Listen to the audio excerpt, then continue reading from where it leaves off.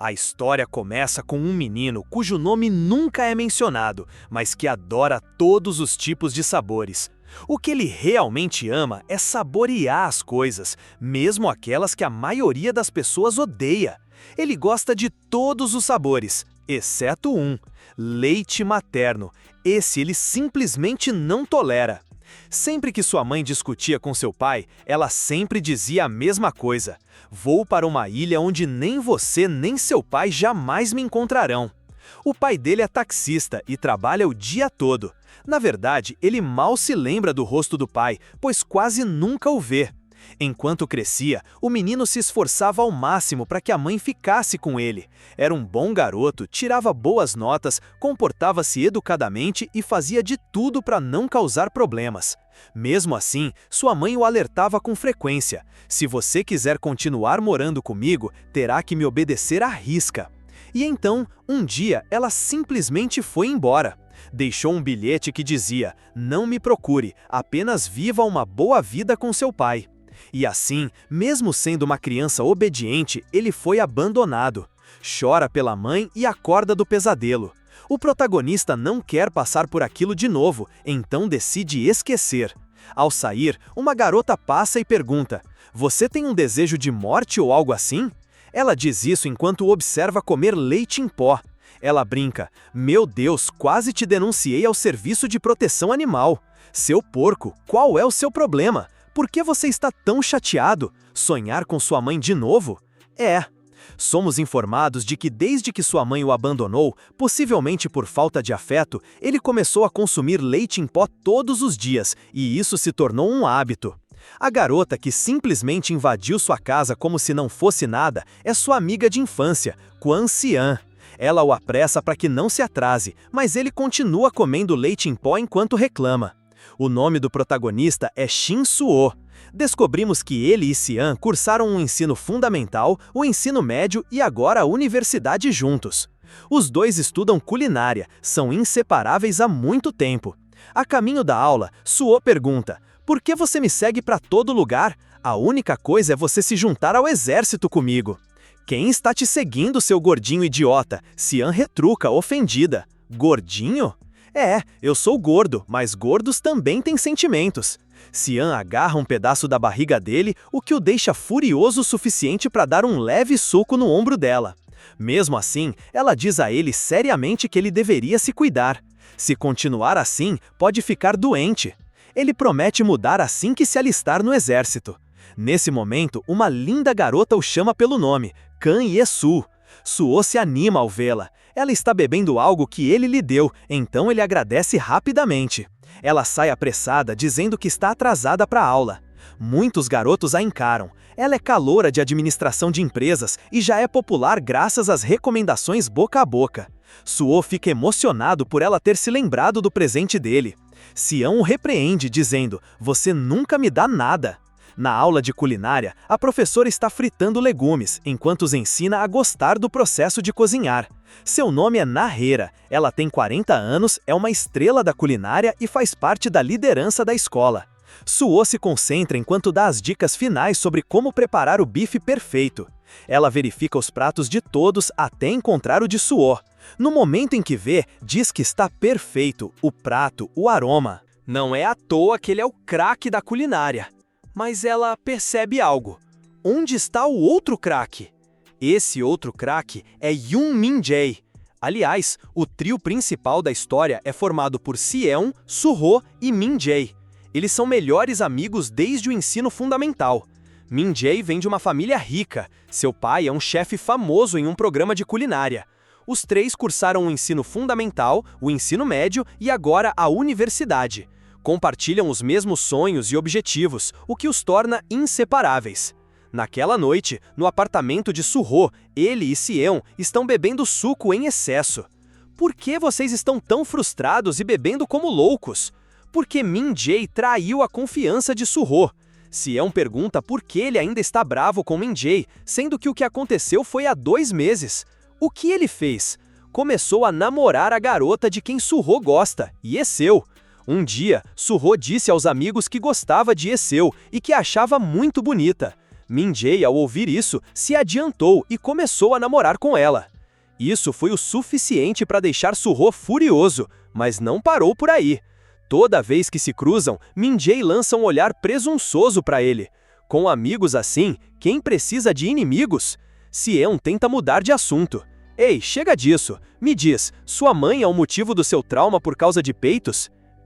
Ela era assustadora. Ela literalmente me fez uma lavagem cerebral dizendo que iria para uma ilha só para me assustar.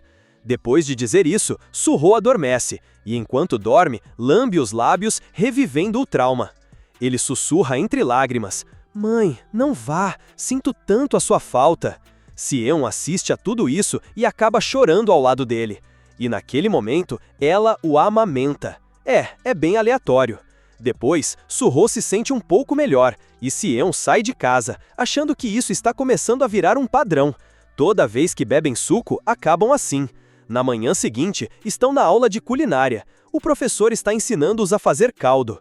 Suho faz o seu melhor, embora esteja claro que está de ressaca. Ao lado dele, Sieun o provoca por estar atrasado. "Você ficou acordado até tarde, não é?" Não foi por isso. Eles brincam, o vínculo deles é forte. Atrás deles, Min-jae observa Biblia em silêncio, cheio de ódio. Ele encara Sieun e pensa: "Garota, eu sempre gostei de você, mas você nunca me dá atenção. Você está sempre focada naquele porco do Suho. Por quê?" No final da aula, o professor prova os pratos de todos para determinar o melhor do dia. Suho e Min-jae terminam empatados em primeiro lugar. Já que o professor não conseguia decidir qual prato era melhor, todos aplaudem os dois. Enquanto Suho sorri de alegria, Min-jae fica decepcionado mais uma vez por ter que dividir o primeiro lugar com Suho. E dói ainda mais ver Suho indo embora com Sieun. Naquela noite, Suho e Sieun voltam para casa juntos. Ela diz: "Ei, ontem à noite você chorou bastante perto da meia-noite." "Sério?" Você estava gritando, mãe, e chorando. Foi lamentável." Suho responde: "Sonhei com a minha mãe." "Mas você também estava no sonho." Isso deixa o Sieun nervosa. "Eu? Como eu apareci?" "Bem, se eu te contar vai soar meio estranho. Só me diga, está tudo bem." Enquanto ele reza para que você não me interprete mal, ele confessa: "No sonho, você estava me amamentando." Sieun, horrorizada, dá um chute nele e grita: "Como ousa me dizer isso? Você é louco?" Suho, irritado, retruca: "Mas você me pediu para te contar. Não posso nem sonhar com isso se for só um sonho." Naquele momento, um carro para atrás deles. É Min-jae, com Yeseo ao lado. É o aniversário dela. Só de vê-la, Suho fica feliz. Yeseo é realmente deslumbrante. Min-jae pergunta a Sieun: "Ei, quer uma carona para casa?" Então se vira para Suho e diz: "Você engordou bastante. Você deveria ir a pé. Seria bom para sua saúde." O comentário irrita Suho, mas ele fica quieto, já que Yeseo está aí. Sieun recusa a carona. Ela prefere ir a pé com Suho. Eles planejam tomar um suco juntos. Min-jae vai embora, pisando fundo no acelerador. Claramente irritado. Yesu percebe seu humor e imagina que seja por causa de Sieun. Ao chegarem em casa, Min-jae desconta sua frustração em Yesu. Eles leem a Bíblia juntas, mas ele não consegue parar de pensar em como Sieun era com Suho. Vemos um flashback em que Min-jae confessou a Sieun, mas ela o ignorou. Ele agarrou o braço dela e perguntou: "Você não me ouviu? Você acha engraçado brincar com os sentimentos dos outros?" Sieun respondeu: "Por que você jogou essa batata quente em mim?" Min-jae insistiu: "Não quero mais ser só seu amigo." "Amigo? É como ser o rato na ratoeira. Por favor, saia comigo." Sieun o interrompeu e disse que se ele continuasse agindo assim, perderia o melhor amigo. Ela se afastou e, ao sair, Min-jae gritou: "Você diz que é minha amiga, mas está sempre com o Suho. Não negue, você sabe disso. Vocês sempre me deixam de fora e isso me irrita." Sieun respondeu: "O Suho é só um amigo, igual a você, mas, ao contrário de você, ele precisa de mim. Ele não tem mãe, sou apenas uma boa amiga cuidando dele. Se você vai ficar com ciúmes, é melhor pararmos de ser amigos." Isso deixou Min-jae ainda mais irritado. E é por isso que ele está com Yesu agora. Mas Yesu tem seus próprios motivos para continuar próxima de Min-jae. Quando ela foi conhecer a família de Min-jae, o pai dele a recebeu com entusiasmo. Ela é muito fã do programa de culinária dele. Ele perguntou a ela: "Você se interessa por administração de hotéis?" "Sim, é isso mesmo", ela respondeu. "Então continue nas aulas. Quem sabe, talvez um dia você gerencie um dos meus restaurantes." Isso acendeu uma luz na cabeça de Yesu. Min-jae ficou bravo com o pai por ter dito aquilo, mas Yesu ficou animada. Ela viu a chance de se tornar nora da família e eventualmente administrar seu próprio hotel. É isso que a motiva a continuar com Min-jae. Naquela noite, em um restaurante em Málaga, Sion chega. Uma mulher lhe diz que está atrasada e um homem alegre pergunta como estão as coisas na universidade. Logo se descobre que a mulher é sua mãe e o homem é seu pai. A mãe dela a repreende por ter bebido na noite anterior e por ter chegado atrasada de novo hoje. Disseram-nos que eles administram aquele restaurante há 15 anos. Com dor, Sion explica que chegou atrasada porque estava animando o Surro. Ele estava se sentindo mal. Você também? Por que vocês não se casam logo? Esse comentário deixa Sion enojada. Por que essa cara? Vocês estão juntos desde crianças. Não me diga que não gosta dele. Não, somos só amigos. Poderíamos dormir no mesmo quarto e nada aconteceria. O pai dela diz que se Surro se tornasse parte da família, ele o acolheria como genro. Mas ele acrescenta que deveria perder um pouco de peso.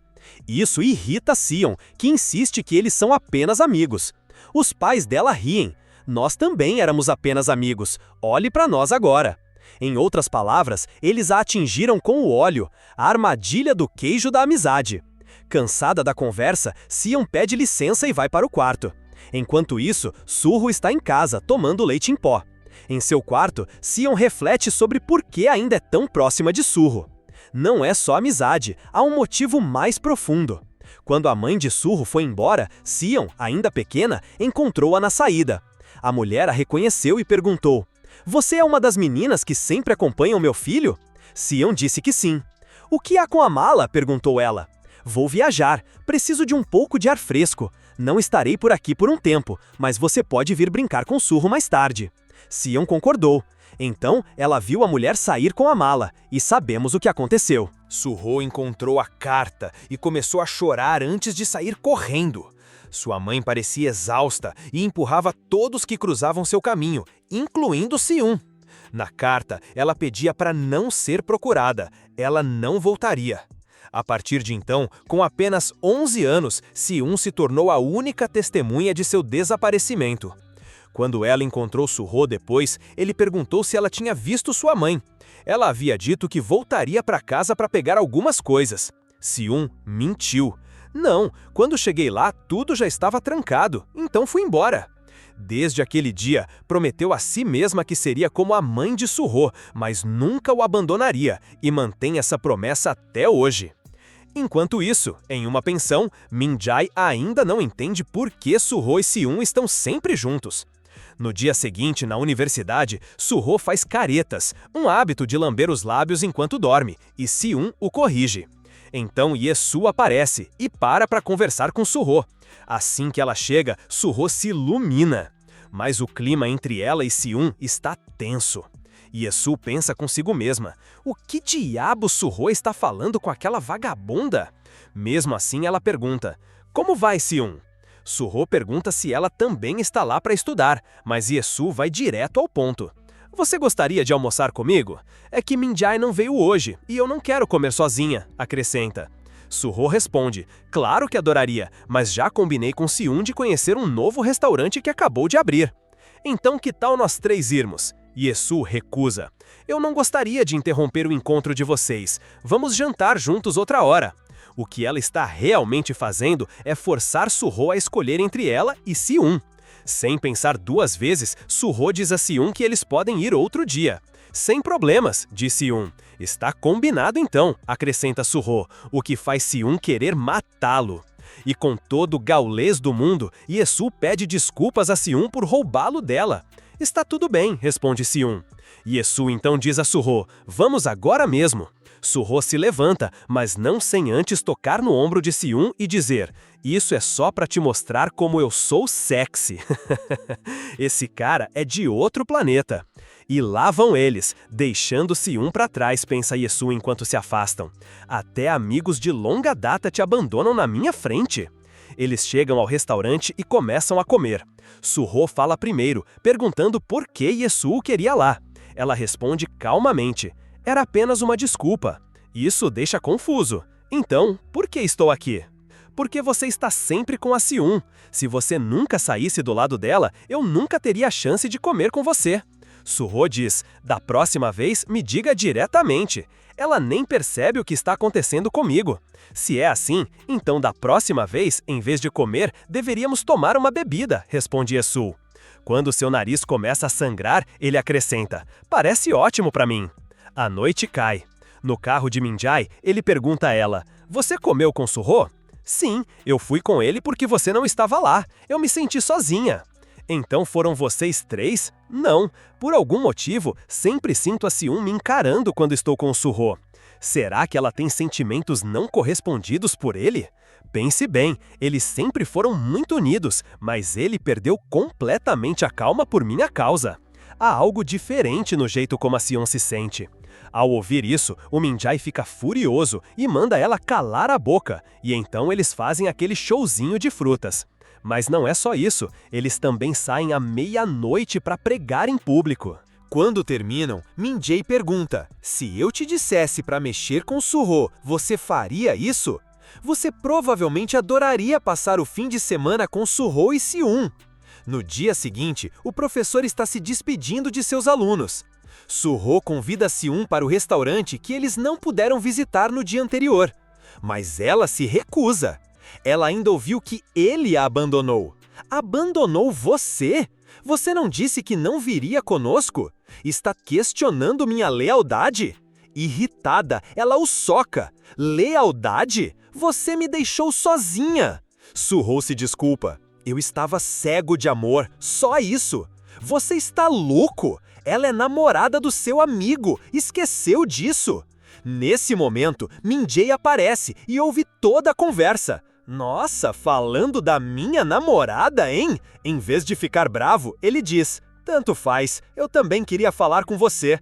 Meu pai vai assinar um novo programa e a casa de férias dele estará livre neste fim de semana. Quer vir comigo? Como nos velhos tempos. Suho recusa imediatamente. Mas no segundo em que Min-jae menciona que Yesu também estará lá, Suho entra em modo simplório. Min-jae acrescenta: nós quatro nunca saímos juntos, quero fazer um churrasco. Sim fica cético e pergunta: e o que vamos fazer depois? Dormindo. Por outro lado, o protagonista já está animado. Só vou se conseguir fazer o churrasco. Corta para o fim de semana. O protagonista e Si-un chegam à casa de férias de Min-jae. Min-jae os cumprimenta junto com Yesu e os convida para uma boa refeição. Tudo parece normal. Mas naquele dia, a vida do protagonista está prestes a mudar para sempre. Naquela noite, durante o churrasco, ele está grelhando a carne enquanto Yesu arruma a mesa. Observando-a se mexer, Yesu percebe que Si-un tem um corpo incrível. Na cozinha, o protagonista prepara macarrão calmamente enquanto canta. Min-jae se arruma, passa colônia e se lembra de como um dia usou demais e Si-un disse que ele cheirava bem, mas que deveria usar menos. Assim que está pronto, ele sai do banheiro e encontra o protagonista. É macarrão vongole? É, ele responde. Yesu disse que é o seu favorito. Naquele momento, ele percebe que está falando com o namorado de Yesu e pede desculpas por ter sentimentos por ela. Mas, em vez de ficar brava, Min-jae diz que ele deveria confessar, porque antes de começarem a namorar, ele também gostava de Yesu. O protagonista fica chocado, mas Min-jae continua. Você não quer ficar com Yesu? Então vá até ela. Ela está esperando você provar o seu sabor. Todos se sentam para comer. Yesu é a primeira a experimentar a comida, e é tão boa que lhe dá arrepios. Min-jae percebe e dá uma mordida, apenas para sentir como se tivesse entrado em uma dimensão totalmente nova. Enquanto isso, Si-un começa a devorar a comida junto com Yesu. Todos percebem que o protagonista melhorou na culinária. Min-jae fica furioso e começa a pensar em como se livrar dele naquela mesma noite.